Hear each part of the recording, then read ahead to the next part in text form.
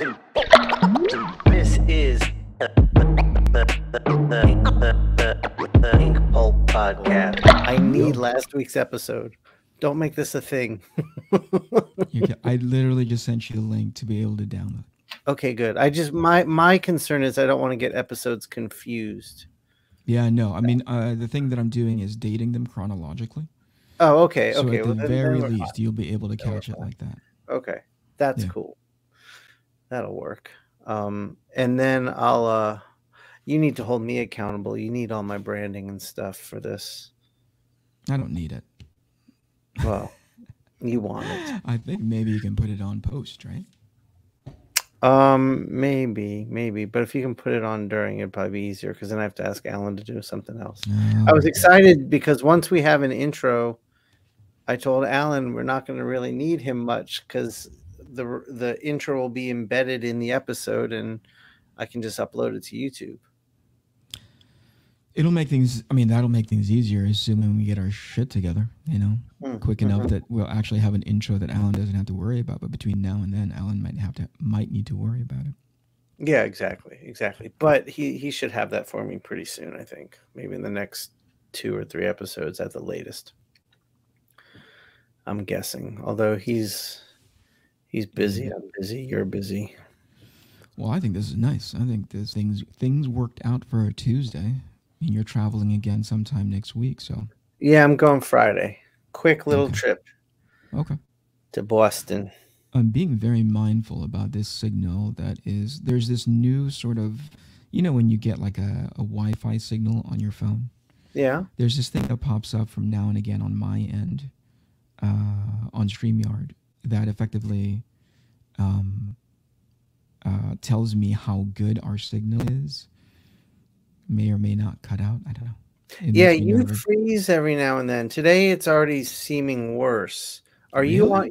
Yeah. The last couple episodes you froze a couple times, but so far you've frozen for a split second about 5 times. I would. Hold on. I'm gonna close a window that's playing a video. Maybe that'll make things easier for us. Are you on your Wi-Fi or are you hardwired in? No, I'm hardwired in. Oh, well, that is very strange. Why would you be freezing then? Oh, I have no idea. Maybe it's just my internet. This is like, is it doing it right now? Is it freezing on you right now? No, we're good. I'll let you know when we do. All right. What were you about to say? You're about to say where you live? No, I was just gonna say, like, I wonder if that signal little icon that pops up is relevant to when I start like freezing or skipping or whatever. Yeah, like now I hear some staticky thing quick, but you just froze for a second. It just happened. Did you see that? Did you see the sign? No. I don't know. Maybe there's a delay between you and me. No, because it's like going normal, and then all of a sudden you just freeze, and then you come back. That should not be freaking happening. It's your mutant power. It is my inability. Yeah, it's my incompatibility with like electronics. But you were going to say something about where you live. You don't think the internet is good where you live? Is that what I don't know if it's not good, right? I think in contrast, I think it's fine. It's okay.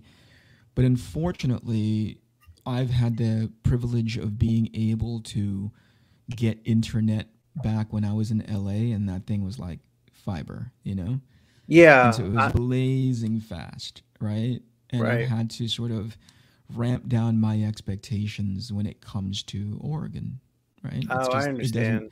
There's no fiber in my area. There are no plans to bring fiber up to my area. So as much as I'm paying for the sort of the kind of fastest internet that's available to me, sometimes I'm just kind of like, this is what I have to deal with. Yeah. And it becomes really relevant when I'm streaming, So there you go. And we're doing a version of that right now as we talk.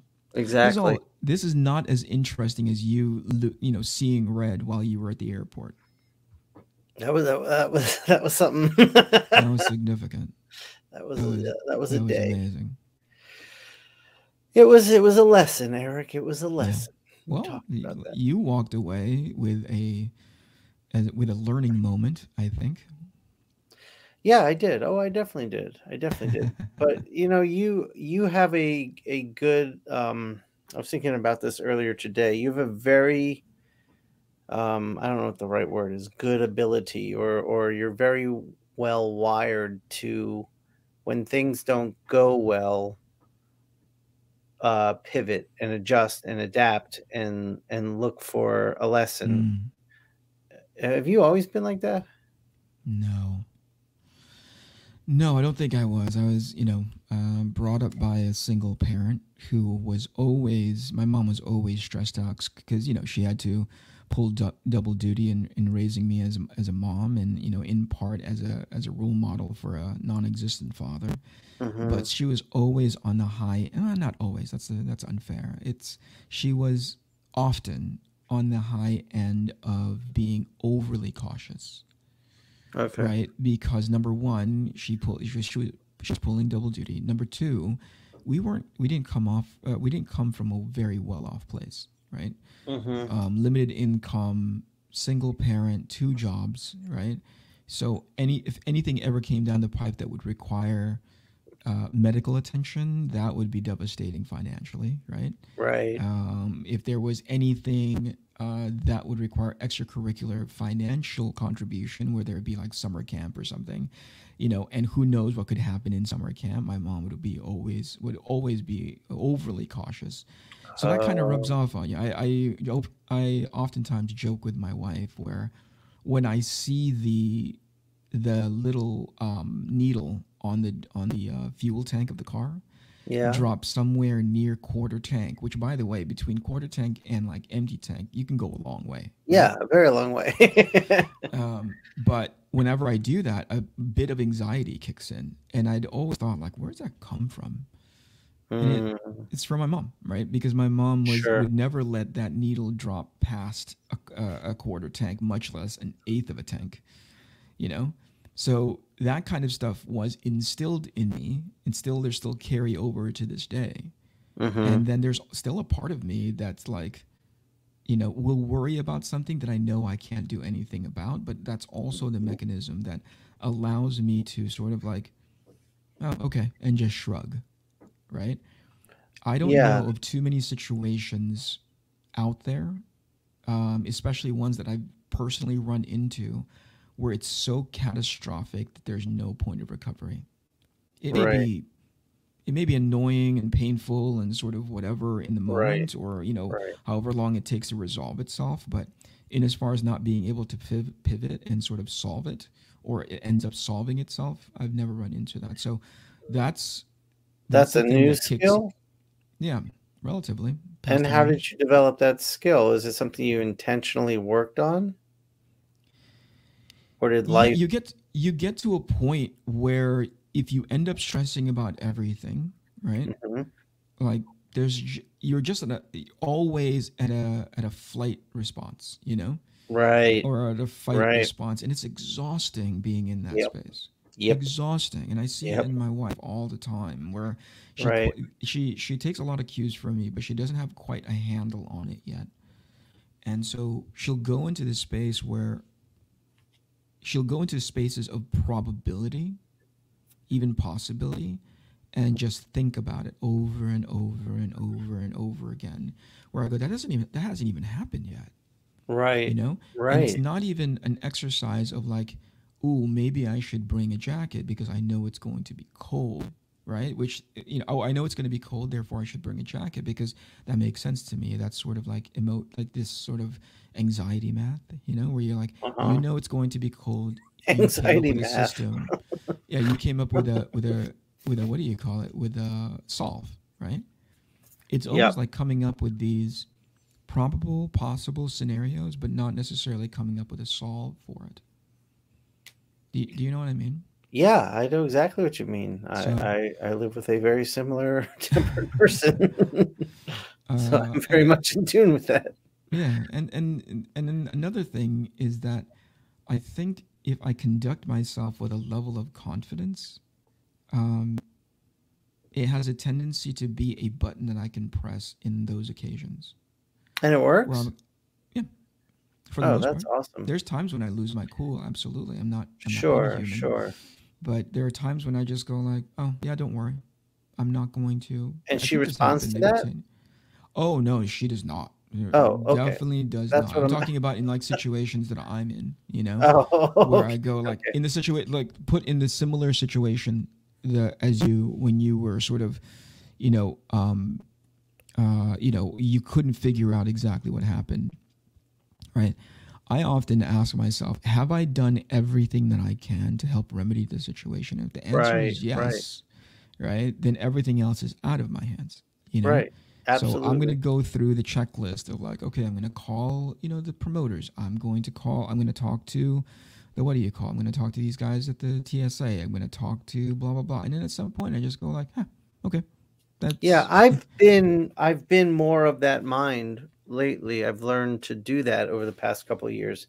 That's why this day it was like old me, yeah, and yeah. I didn't like it. I think it's difficult when you've built up, you become so familiar with that version of yourself that it's easy to fall back into that space. It's Yeah. literally like a groove in your brain of programming that it's easy to occupy. Right, right, So right. anyway, But very I good. was able to let it go. I mean, once I got Yeah. into Toronto, Yeah, the yeah, next yeah. I day mean, was not I would, changing. I can think about it now because it's a story being told to me, but in the moment, I can't exactly predict how I would react. I would hope that that I'm just like whatever. I go Yeah, through my I my will be. problem solving, and you know, Yeah, I'll be better next time. I've nice. learned that. We'll Prove see. yourself to me. Maybe I'll be put to the test this Friday. Yeah. So, I had a topic for today. What was the Um, topic? By the I, way, am I responsible for coming up with these topics as well? I think I I don't want to put the whole burden on you. oh, I don't. I mean, I figure if we're both thinking on it, cool. But if not, it's cool too. Yeah. But yeah, I mean, if something strikes you, let's talk about it. Sure. And yeah, it would be great if. I mean, maybe it'd be cool if we each had like a topic for each show, and we did a half and half thing. We do really well by just talking on the one thing. We just let the Yeah, yeah, really exactly. let the Well, that's organic true. nature of the conversation get into That's it. true. Anyway, So, being that we do want to talk craft sometimes, um, I've wondered something when it comes yeah, to you. You've spent a lot of time studying storytelling and practicing storytelling and storyboarding, and I've seen you watch different podcasts that dissect film and storytelling in that realm. And when you do your comics, it's evident how strong of a storyteller you are. But you don't read much comics these days, correct? no, very, very little. And this may be too harsh. No, it's not. Maybe it is too harsh. I'll say it anyway. Yeah, say Which is, it. I think, there's a lot of just based on the handful that I've read, and I'm not by any means as much of a comic book reader as I was a decade ago. 2 decades ago. I don't buy everything. I buy the things that I'm like, oh, I think I'll be interested in that. And then there's somewhere I'm like, whoa, that's really well done. That's really well put together. But from a panel to panel, I think like there needs to be emphasis put on this craft more. I Right. think I think there's a handful of people who clearly take it very seriously, but there's also this general sort of like this'll do because it's done. If that makes any sense, Yeah, it makes complete sense. right? I agree It's with you rendered. 100%. It's maybe there's a background, maybe there's not, and it's like okay, I guess that's what makes up for a comic. But in the time that I really took, learning how to do sequential storytelling seriously. And it's not to say that it's not serious now, but it's a different version now. But back then, when I was trying to I, figure it I'm out, gonna be harsher than you. I think the yeah, craft is suffering. I do. I don't yeah, think it's different. I mean, yes, it's different, but I think it's not been respected and treated with respect yeah. in most mainstream published Why do you think that situations. is? My theories, these are guesses. I can't even say the theories. My guesses are a few things. Yeah, One, editorial staff. They're yeah, not trained in it. Sure. They don't know it. They don't know what to look for in it. Yeah. There used to be a position at both publishing houses, Marvel and DC. There was someone on staff, like Michael Golden, I believe, was at Marvel. Joe Kubert was at DC, I believe. And their job was to wean new talent on Sure. these anthology books. They taught them the craft there. So there was Yeah. a standard that was introduced to new talent that the editorial staff would then uphold. I Yeah. think that's gone. Well, I Yeah. don't think, I know that's gone. There's no one in those positions now. Sure. Sure. Secondly, my guess is this is due to I feel like at DC and Marvel, they feel very desperate in their trying to survive. There feels like get a gimmick, get it out, make a Sure. sale. Sure. And there's no emphasis on the quality of said gimmick. And I also think right now with what's happening with the writers at these publishing houses who are looked at as the controllers of the book. I mean, it's so bad to the point where my last experiences were the editor was acting below the writer. And these aren't writers who are coming in understanding the craft of comics. I think Sure. that is something that is missing too. And that goes back to it wasn't just new artists that were trained in storytelling, it was new writers. And I had a long conversation with James Robinson about this because Archie Goodwin was in charge of him as a new writer and taught him the craft. And when I worked on a James Robinson script, it was obvious that here's someone who understands the craft of storytelling, the art of storytelling, the real estate of a comic book page, and not just how to use it clearly, but how to play with it in interesting artistic ways. And aside from a few writers, David Lapham being one, James Robinson being another, I found every script I got, I was the problem solver. That was my job. I was not the storyteller. It was now make this work. I mean, I remember one of my last books I was on at Marvel. It was such a mess. It took me, I remember I'd always schedule myself 3 days to thumbnail a book, and this one took me a week and a half. Because every time I get to somewhere later down the line, I'd realize, oh, well, this wasn't accounted for back there, and I'd have to do and readjust over and over and over. The editor didn't pay attention to any of it or didn't know to what to look for. So I think all of that. And then I think we're also financially, I think the artists are so strapped and under so much deadline pressure that just the emphasis is get it done. And whether or not they know how to tell a story, it's just get it done. And I think that's where we are, and I think that's why.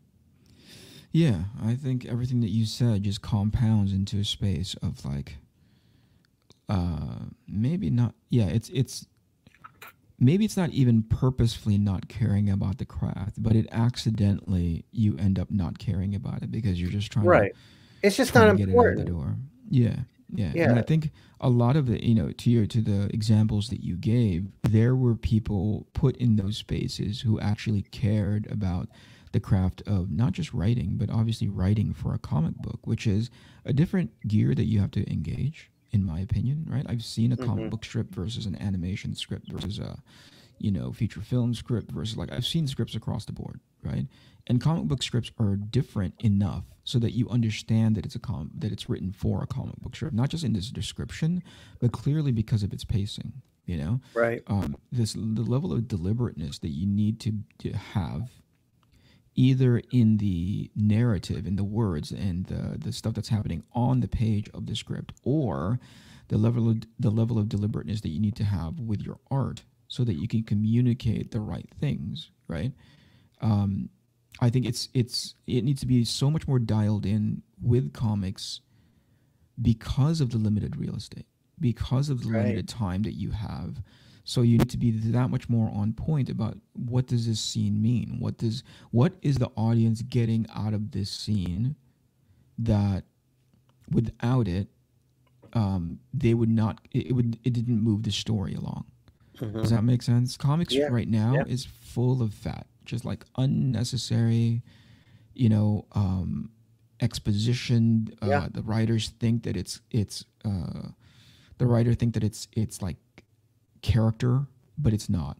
It's just Right. like annoying tendencies, you know, where you're like, that doesn't give me insight into their character. That just gives me an insight on the stuff that they're saying, Right. right? It doesn't give me like, oh, I know that that person is very protected in the way they interact with people. I know that they don't they have like trust issues or whatever it is. You know what I mean? Mm-hmm. Mm-hmm. I think that's missing, but purely from the art standpoint, purely from the craft standpoint, I think when you lower the bar on one side, which is the narrative and the writing, you accidentally lower the bar on the other side as well. And I think maybe the whole That's and interesting. they're under duress when it comes to like trying to get this stuff done and out in a month, which I don't even know if that's, you know, if a monthly book is You not all that relevant anymore. You know? you just described the last 5 years of me working as an artist for Marvel and DC. There you go.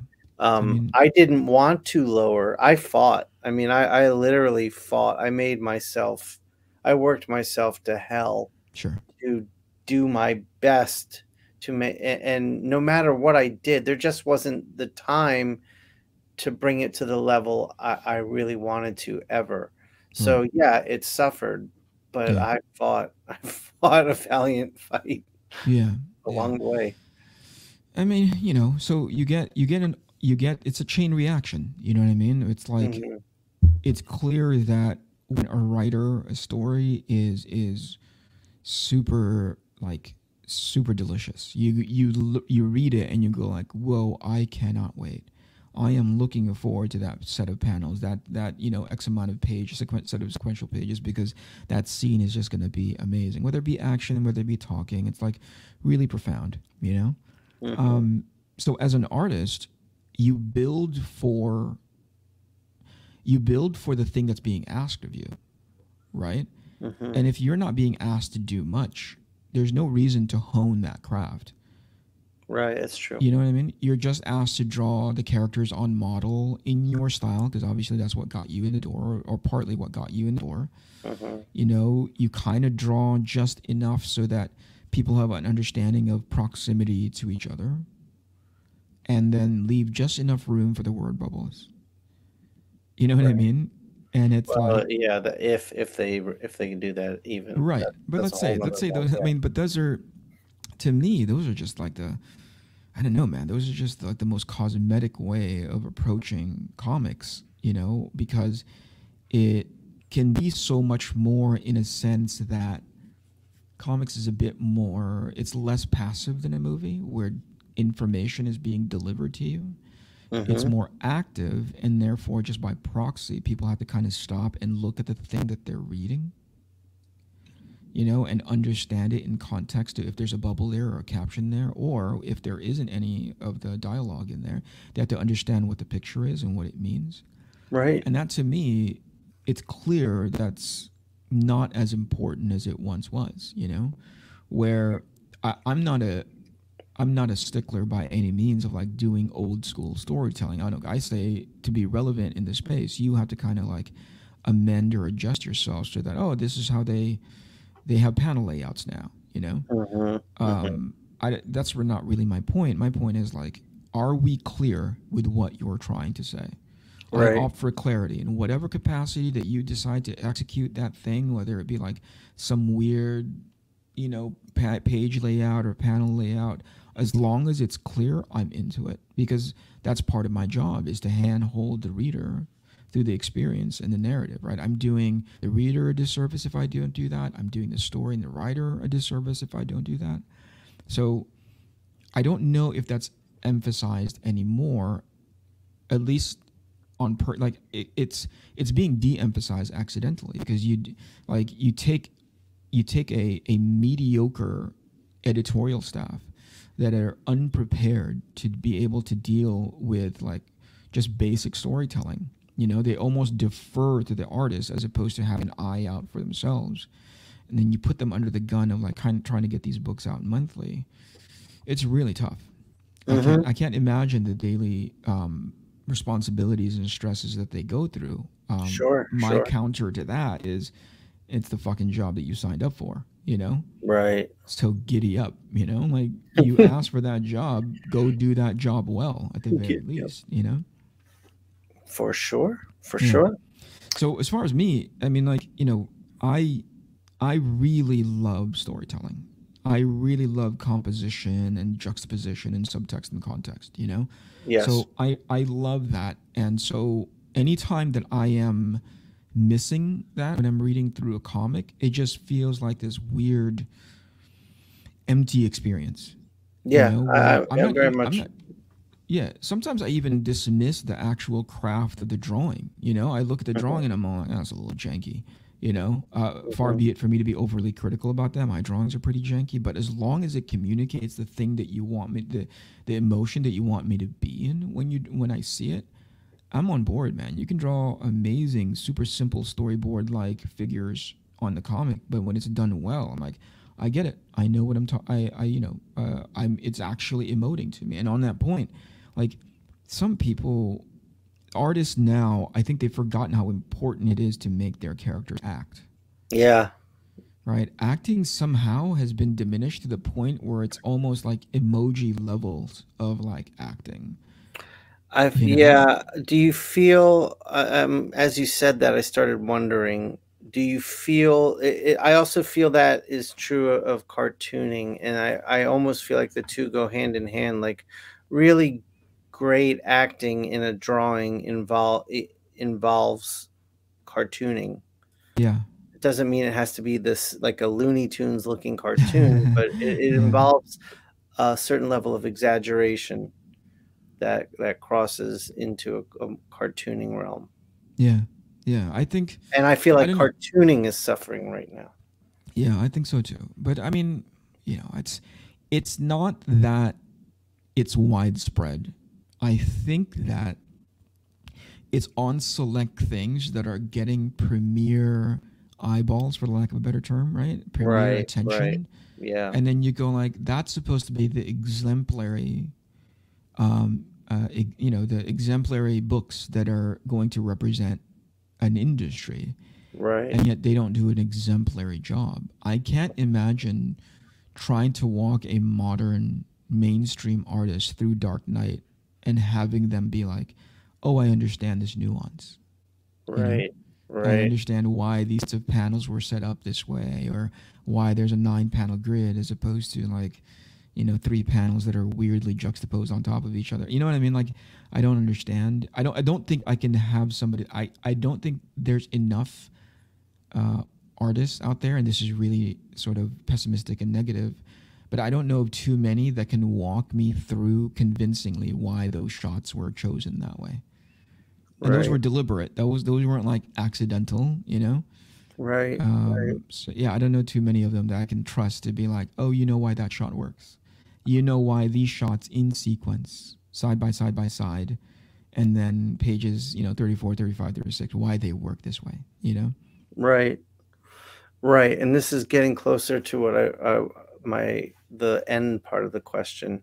Yeah. Um, I mean, there's a few questions I do want to address. Um, what comics stood out to you coming up, and what comics stand out to you now, no matter when they were made, Oh, jeez. that spoke to you on a storytelling level? Like like which comics do you look at that are like this is the craft of storytelling at its peak in comics? Crap. What a great question. Well, you know, I thought that the first Sin City was pretty profound, Yeah, I agree. right? Yeah, I thought Sin City was pretty dang profound in a way that I had never thought comics could be done that way, right? I don't know. It was so bold, and it took me away from my understanding of like, this is what makes comics good, right? Right, Like, yeah, I don't know if Kingdom Come had come out then. I was blown away by the way. Like that's elevating a form in just in the craft side of things, you know. Kingdom But Come. as a Kingdom Come, yeah. Okay. But as a whole package, I thought that Sin City did a really really good job. of like not just narrative, obviously in layout, and it didn't before they started doing like the whole what do you call it? I don't know. It's like this bells and whistles of they would put like a splash of color on everything, which I thought like what a weird gimmick, you know? The first one where it was just all black and white and you had to like make that style work. Right. You know? Right. And he did. And I thought, wow, what a perfect you understood the tone and texture of the story that they were trying to that Frank Miller was trying to tell. And then he wraps it around this style that's so complementary to it. Right. And then like he draws the things that he needs to draw in order to land, which is the what do you call it? Which is an amazing exercise of just drawing the essential things for you to understand what it was, you know, and sort of let your mind fill in the rest of it. Right. Right. So to me, I never thought of comics like that. I'd been a stickler for like, hey, if that's a whatever, it's like a sidewalk in Los Angeles, it should look like a sidewalk in Los Angeles. And Frank Miller is like, okay, I'm going to take a snapshot of what that sidewalk looked like and how do I communicate that in as few elements as possible. Not detail per se, right? But just like elements, you know? Right. And that to me was great. So I see that what you just explained. I think he got that from Will Eisner. Sure. Because that's what I got from Will Eisner. Sure. Was this element of like Will Eisner's work always said to me, let's treat this scene as a stage play, not a movie. So you can put a bed, a night table, and a lamp. I mean, a side table and a lamp together. And you've got a bedroom. Yeah. And because Will Eisner did talk a lot about how he studied the art of stagecraft and putting just enough stuff in to create the illusion of an environment. Yeah. No, I agree with you. And so, yeah, I go, you know, like I had never had an appreciation for somebody who was like hyper detailed, like a Jeff Darrow type. I had appreciation for them from a technical standpoint. Like on my best day, eating the right sort of cereal and getting the right amount of sleep, I could never draw that much, right? But when it came to like I never had an appreciation for him as a storyteller. And not to say that he's a poor one. I just thought that there was just so much to look at. It took me out of being immersed in that comic. And so people were like, well, the immersion is sort of like looking through all of that detail, appreciating that style and, you know, how it impacts the narrative. I'm like, cool, I guess it's just not the thing that I look for. Right. Do you feel like with someone like Darrow, you're looking at the narrative isn't what's important in the storytelling. It's what the world he immerses you in. And Jeff Darrow. Like you look at something like Shawn Cowboy, for example. Sure. Which is beautiful and very fun to look at. But in terms of a narrative, there's nothing really there. So it's just this visual experience of like going through a Jeff Darrow's mind. And that's fun. Yeah, it is. It's not to diminish the sort of, again, the masterful craft that goes behind drawing those amazing drawings that he draws.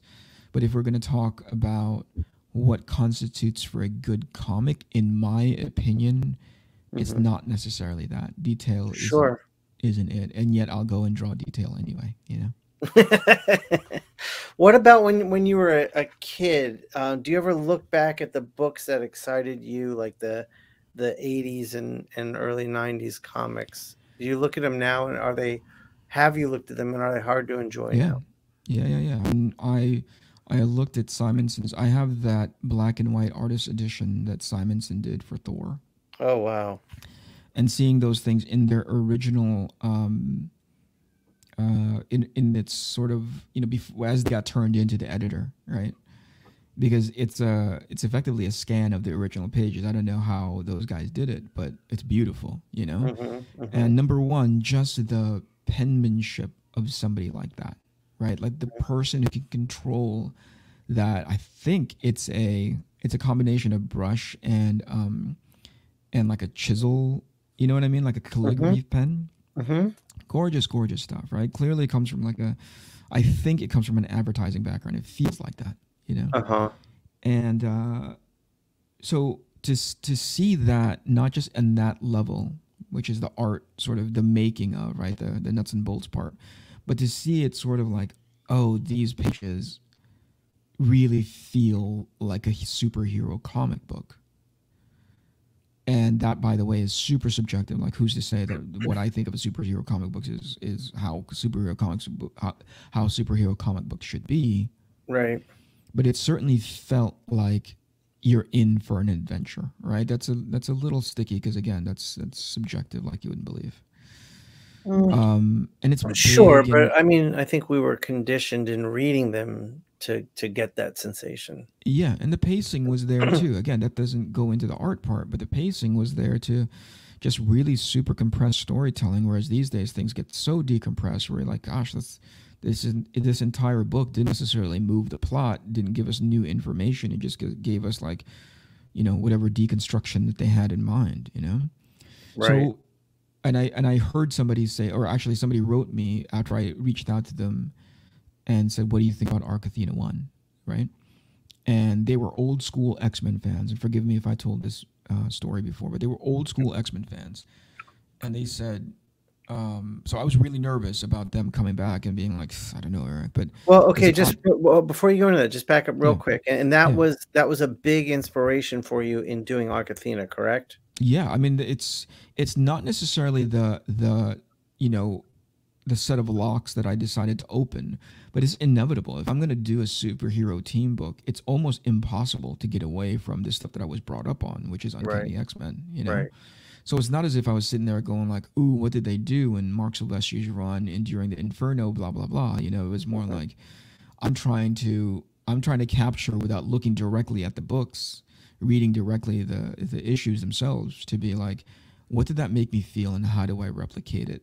Knowing what I know now, right? Right. Right. And so with that in place, I sent it out to somebody and I said, like, read this, and fully expecting them to be like, I don't know about this, Yeah. And they said, Eric, it's actually, I had to switch my brain to read this kind of story. And I was like, whoa, what does that mean? And they put it in perfect context, which is stories now are being written so deconstruction style, so slow, that when I'm reading Arc Athena and there's so much information in each page, it can be almost overwhelming, but I know where it comes from. It's from that old school style of storytelling where you only have so much real estate. And so I took that as a compliment, right? Okay. And so yeah, that to me was I think the perfect way to sort of capture the stuff that I grew up on, right? Again, not being immediately referential to them, but definitely sort of just like the spirit of, right? Mm-hmm. Yeah. Okay. Yeah. So I guess my question is to follow up on the other one. Being that a big influence on you was 80s X-Men, is that what we're talking about? Late 80s? Maybe 80s, yeah. Definitely Jim Lee, so that's got to be Okay. that's got to be late 80s, early 90s. Do you now, with the knowledge you have now, have you looked back at, say, like the Jim Lee X-Men, and what do your more critical eyes do with that? Or are you just does the nostalgia knock that out?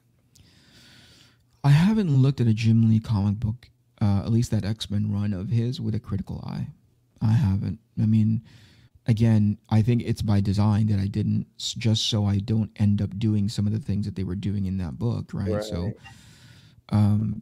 but if I were to go through it again, I bet you there's a handful of things that wouldn't stand up as far as like the craft is concerned, or at the very least, actually, that might not be very fair. I think the more fair thing to say is that it wouldn't probably align to the way I would do that shot. Okay. So there may be things where I'm like, oh, that jumped to 180, or it would be so much clearer as to what's going on in the bubble and what you need, the story that you need to tell right now. It'd be so much clearer if you just did this, because I often opt for like a boring version of clarity. Right. So, other than ink pulp instruction, What resources? What resources do you recommend, or did you that were helpful to you to help you understand how to be a better storyteller? Were there any books, or I mean, like, is there's there a any book that's called, and this was actually, it was not necessarily even, well, actually, you didn't phrase it like that. You didn't frame the question out. What kind of things, what resources that I have that I get into that made me into a better storyteller? I think one of the best things that could have ever happened to me was fail so miserably at comics that I had to go back into animation, and that the only job that was available to me was a storyboard artist, you know, because I came out of animation going into mainstream comics. I was an environment designer, right? And so that was like, I really loved doing that stuff. It was, I could do it in my sleep. It was a lot of fun. I'd done a lot of, you know, behind the scenes / ghost work / sort of freelance, but I never got credit for it, for that, you know, back the X-Men cartoon from way back in the day. Oh, okay. That's so my career got that, my animation career got a start in that space. I started becoming more and more known as the guy who I was doing assists for, and when that guy sort of fell through on a job, they reached out to me, and off we go, you know. And so I left animation, sort of like burning the bridge on the way out. Oh no. And when I was humbled because I couldn't hack it as a comic book artist, I went back. And thankfully, a friend of mine was kind enough to bring me on. But he said, Eric, I can't bring you on as an environment designer because there's no positions for that. But I've seen the comic books that you've been doing, and I'm super impressed by them. How about if I train you as a storyboard artist?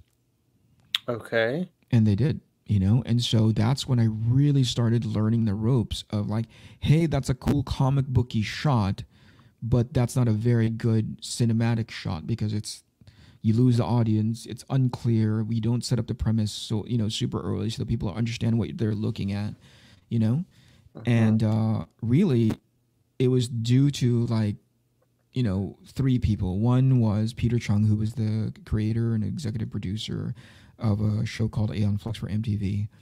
Jay Oliva, who now currently works for Zack Snyder's company, but before that, he and I worked on the Masters of the Universe cartoon in 2003, 2004.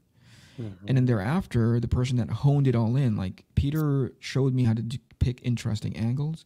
Jay showed me how to like chain action together, not just like punching action, but like talking and going through space and delivering, narrative, blah, blah, blah, right? An exposition. And then Sam Liu, who's a director over at Warner Brothers, took all of that raw material and said, okay, you have the pieces that I need. And so working with him on the Batman was really sort of this formative time for me to be like, right, I think I'm pretty confident in picking the right shots from here on down. To each director, they're going to have their nuances, so things would inevitably get changed. But you're talking about the Batman cartoon called The Batman, the one Batman, that Jeff Matsuda did character designs for. Right. And so from there, I kind of, You storyboarded on that show? I did, yeah. And I didn't know. Well, the thing was, we were sort of, I don't know if this is true, but we felt like we were seen as this sort of like, this offshoot bastard stepchild, because we were under the roof of Bruce Timm and the original Batman animated series. So there was always this pall, this shadow that was over us, But coming out of that, I think I had done enough sort of like impressive work that the directors started talking amongst themselves. And that's when I was brought on to, that's when I was almost like graduation day. I got brought up to the third floor of the animation building in Burbank. And that's when I started working on Justice League. Okay. And that was directly under Bruce Timm. That was, through his specific lens of how he saw that world. And to me, that helped me sharpen up even more, because whereas Sam was a very specific directing style, which I think is phenomenal. I think exemplary. Anybody who's ever had an opportunity to work under Sam who end up going storyboarding someplace else, he's basically released them out in the world with like the skills and the toolkit to succeed and excel. working under Bruce, that's when I picked up speed. Right, I was super slow with Sam, but when I got on Justice League, just the nature of that show, not because of the grueling schedule, but because of the style that they developed for it, it made it so easy and fun to draw. You know, everything was almost gestural, so it made it easy to set up a shot and just be like, "Does this work? No. Does this work? No. Does this?" You know, and finally something will stick, and you're like, "That feels really, really good." You know, and then when you have somebody like a Bruce Timm at the helm, right, and with my director, who I worked with very closely back then, was a director by the name of Dan Riva, who goes all the way back to the original Batman. Dan had his chops in as far as like, Eric, we can tighten this up by doing this shot instead. So it came from a very, I think, very sort of celebrated, well experienced pedigree. You know, that entire crew. Did you spend a lot of time one-on-one with Bruce where he was teaching you things? I'll tell you a small little story. It's an offshoot and an anecdote, and I'm very proud of it. But also, it's like I don't want to pat myself too much on the back, but because I think he was genuinely taking it easy on me. So the first board that I did for him in Justice League, I think it had something to do with Deadman, you know, that character with the acrobat with a high high collar. So I remember that was the first board that I ever did for Dan, and the way the process worked was that I would storyboard for Dan, hand it in, you know, X amount of weeks late, a couple of weeks later, you would go through it. That's the rough hand in. You'd go through it, make notes, and you go and clean it up, right? And then Bruce gets a pass, you know, like he goes into his office, looks at the animatic because that's how they'll assemble it. He gets a pass, he makes notes, and so on and so forth, right? And then it gets handed back down to you. Or if you've already moved on to the next episode, if there's a revision, storyboard revision crew, it gets handed out to them to execute Bruce's notes, right? Like the final notes before it goes and gets sent overseas for animation. So I remember turning in my boards to Dan, and Dan was very gracious with me in like making sure the shots made sense and understanding the style, because it was my first board there. I didn't really know their thing, you know, like every show has a feel, right? Of how they shoot their compositions and so on, how they shoot their actions. And I turned it in and I was like, whoo, I get a couple of days before the next script gets handed out. And I remember walking into the office and Dan is like, I think he left a note on my desk that basically says, "Hey, come and see me. Bruce saw the storyboards." And I was like, oh crap. What the Were you shitting your pants? Yeah, I was like, what the heck? You know, it's Bruce Timm, right? And then, you know, I walk into Dan's office and I said, "Hey Dan, what's going on? Is everything okay?" And he's like, "No, Bruce just you know, just said, hey, we need to go look at Canete's storyboards, you know, blah blah blah blah," you know. And I think I was the only person in that crew that they called by the last name, you know. It's so weird. It made it so much more military and like official, but whatever. It's like, you need to take a look at Canete's boards or whatever. And I was like, "Dan, did I do it wrong? Did I mess up really badly?" And he goes, "I don't know, Eric." You know, like it's rare that I think it was Dan. Forgive me if Dan hears this later. It's like, I never said that, but I remember him saying like, "Bruce rarely goes over somebody's boards this early in the morning," or something like that. But I suspect it has a lot to do with his schedule and how busy his calendar can get in a given day. So there I was, you know, and you know, so this time with Bruce opens up and he's got that corner office, you know what I mean? Like, and you hear stories about Bruce being Bruce, you know. There's this one where, you know, one of the character designers had an idea for a character and started going next to his door, and I guess Bruce saw his shadow under the door, you know, that little space beneath the door. And before they could even knock on the door, Bruce goes, "Not right now," and the guy just like backed away from the door, you know. So you hear these stories of a very intimidating Bruce Timm, and you know, rightfully so. I think the show doesn't look as good as that if you didn't have a person at the helm who had a vision, and clearly a little bit off is a little off. You know, I experienced the same with Jay, experienced the same with Sam, and I experienced the same with Peter Chung. So it's you know, part and parcel for people who are, you know, the examples of what it means to be in those positions. Anyway, I go into his office and I have I have a steno pad ready and my pen. I'm just ready to take notes. I'm like, whatever you say, I'm going to take notes. I'm not going to be the guy that like fights for a shot. I'm not going to be like, actually, it makes sense to do this and this. And you know what I mean? I'm not going to be that guy. This is the first time I'm working with you. Right. Yeah. And this first time I'm working with you, I want to learn what's, you know, how to do your show correctly, you know? I sit there, I'm ready. And he plugs in, they used to have these 3/4 tapes where they built, you know, this is all before digital, right? So they had these 3/4 inch, you know, video, whatever, plugs it into the machine. And he's like, hey, Eric, nice to meet you, blah, blah, blah. Yeah, thanks for making time. And we're going to go over this thing and I'll give you notes, whatever, you know? And he starts going over, and this is a 7-minute section, right, of which I storyboard because, you know, in a 30-minute episode, there's 21 minutes in a 21 minutes per episode, leaving room for commercial, right? Mm-hmm. So it's 7 minutes of my section, and he like pauses, right near the beginning, and I'm like, oh, this is gonna be a fucking long day. You know, like he's expecting the bloodbath. I'm just because he did it so quickly. You know what I mean? Like right at the beginning, he pauses the tape right away, hits the button on the remote. We're gonna be here for a while. And I'm like, oh, he's gonna make notes on everything. It's okay, it's all right. It's my first one. Let me learn as much as I can. And so he would pause and he goes, well, see here, like if you point at a certain section that I thought, okay, I'm ready. I got the pen, and I'm like, note 1, you know? Right. And then he goes, wait, hold on a second. And he lets it run, right? And he goes, oh, no, that's okay. That's fine. That's fine. And then we get to another one where he's like, this part right here, and he pauses it again. And he goes, actually, you know what? Let me just let it run. And it runs again. He's like, actually, that works. That's totally okay, right? And by the end of it, might have been like 45 minutes worth of this sort of like, I may have taken like 5 notes, 7 notes of like how to make something a little bit better, adjust a shot so that it frames the character a little bit better or whatever. And I left, and his office is maybe 2 doors down, 3 doors down away from my director, and Dan is sitting there at his doorway, like a you know, like a puppy going like, what happened, you know?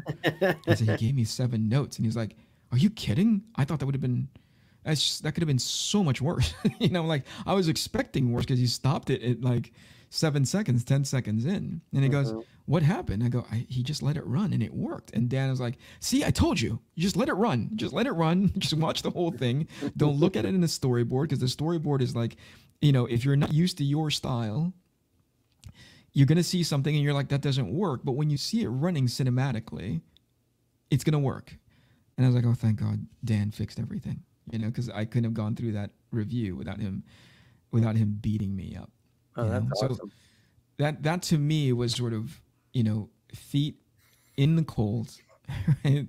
Let's go be on Bruce Timm's show and do this right. And to me, that gave me not just I thought the storytelling chops, but also the confidence to be able to be like, I know what this shot needs based on the script. Now, the opposite end of the spectrum is that there was an atrium or like a little eating area in the middle of the Warner Brothers building, and it was the afternoon that Bruce was going through my boards, and again, everything was still being done traditionally on paper, right?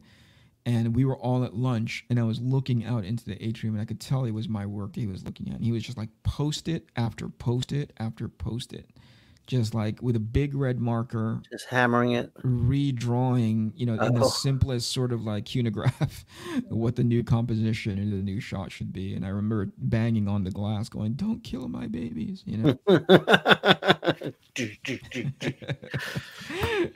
But yeah, no, I mean, from there, it was animation that basically gave me the idea of like, how do you do this in the strongest composition in the clearest way possible? Now, there's times when I still get lost in the weeds a little bit when I'm drawing, but really, animation set me up for the best version of the version of how I think storytelling should go in comics now, with adding that comics flair, right? Sure. Yeah. Is there any sort of book, or you're gonna refer back to freaking INKPULP again, right? No, I've refer back to your classes again. I'm asking a serious question.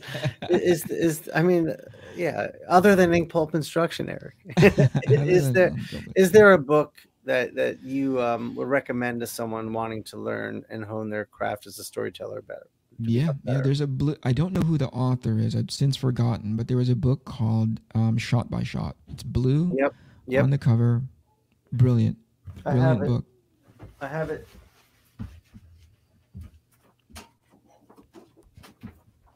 Yep. That's the one. Blue book, Shot by Shot, film directing. Yep. Okay. That was it. That was my question. Just because someone's going to ask, like, what can I do? How can I learn to be a better storyteller? And it's good to offer that to them. Yeah. And the other thing is just like watch, and I know this is subjective, but just like watch really good movies. You know, the two that I recommend, and they're old, so you're going to roll your eyes at the pacing and roll your eyes at even me suggesting it because it seems pretentious, but it was super helpful for me. One was Casablanca. Yeah, that's a good one. That's a really good one. And then the other one was, well, everyone's going to say Citizen Kane, but I didn't get much out of that movie. No, other than pretty camera angles. Yeah, it's really done well, but Casablanca is like composition, like you wouldn't believe. Yeah. You know? Yeah. And then, are you going to say The Maltese Falcon? No, I'm not that tired, Shawn. No, I thought that was a really well done movie. I'm giving you a hard time. What is the movie? Shoot, the title escapes me right now. With Faye Dunaway and Jack Nicholson. Not the Two Jakes, which is the follow up to Chinatown. Yeah, that's a great one. Yeah, Chinatown. That was Polanski. Was it? I don't even remember. John Huston was in it, but didn't direct it. I think. Why can't I remember this? I think it's either I sound like an idiot or I'm amazing. I think that's all right. Point is, go watch those movies. Go watch the composition. Understand the subtext, which is actually understand the context of the shots, which is really super important. Why they chose that particular shot for the context, and then once you get into like the more the conversational sections, understand the subtext. Subtext is like, what do they really mean? What are they really trying to get at with this scene? What are they trying to lay on pretty thick so that you feel it not just visually but emotionally? Subtext is so super important. I remember when you came to SCAD when I was teaching there and you were lecturing on this and you used Heat as an example. Yeah. There's a specific scene in Heat, and I can go through it again. In the diner. Narrative. Yeah, that's beautiful. Yeah, that was a good one. I don't know how many times that I've used that as an example, but that's great. Yeah. Now, when I was at your house last, you were listening to some podcast that was breaking down a film. I don't remember if it was an industry podcast or a craft podcast, but it was. Do you remember? Do you know at all what I'm talking about? I don't, man. I go through so many. It was on YouTube, and it was really pretty. I mean, really high def, really well done. All right, that was just. Do you remember what was on? Do you remember what was on the screen? What it was about? Shit, I want to say it was that Christopher Nolan movie, Interstellar. Oh shoot. But I might be wrong. Nothing comes to mind. So, all right. I don't want to drag us down in memory lane stuff, you know. All right. Well, cool. Well, we're at an hour anyway, and that was awesome. Like I want to jump up and down, and like that was awesome. That was a good one. You had some great stories and good talks. Yeah, buddy. What was I gonna say? Well, I guess we'll end it there. I'll hit the end broadcast button, and I promise I'll upload this to the folder in which you should be able to have access. If not, easy enough to request it, and I'll just hit yes. Yeah, hit end, and then we'll talk. Yeah, okay. Also, next time I get to ask you questions, man. All right. Can't just be all about me. All right. All right, that's fine. Talk to you guys later. Bye. This is the INKPULP podcast. This is the INKPULP podcast. Comics, hip hop, life.